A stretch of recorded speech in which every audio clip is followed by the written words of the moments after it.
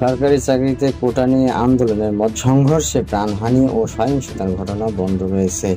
একই সাথে বন্ধ রয়েছে নতুন শিক্ষাক্রমে শুরু হওয়া চলতি শিক্ষাবর্ষের ৬ষ্ঠ থেকে নবম শ্রেণীর সমষ্টি মূল্যায়ন। বিগত ৩ জুলাই থেকে শুরু হয়ে ৩০ জুলাই মূল্যায়ন শেষ হওয়ার কথা ছিল। মাঝপথে থেমে যাওয়া মূল্যায়নের বিষয়টি জানতে চাইলে মৌসির পক্ষ থেকে দ্য ডেইলি ক্যাম্পাসকে জানানো হয়, শিক্ষা প্রতিষ্ঠান খোলার পর এই বিষয়ে সিদ্ধান্ত গ্রহণ করা হবে। যেহেতু শিক্ষা প্রতিষ্ঠানগুলো এখনো ছুটি চলছে, সেহেতু আপাতত কোনো মূল্যায়ন গ্রহণ করা সম্ভব হচ্ছে না। অন্যদিকে কোটা সংস্কার আন্দোলনকে ঘিরে সহিংসতার কারণে বন্ধ থাকা দেশের শিক্ষা প্রতিষ্ঠানগুলো ধাপে ধাপে খুলতে চান বলে জানিয়েছেন শিক্ষামন্ত্রী মহিবুল হাসান চৌধুরী।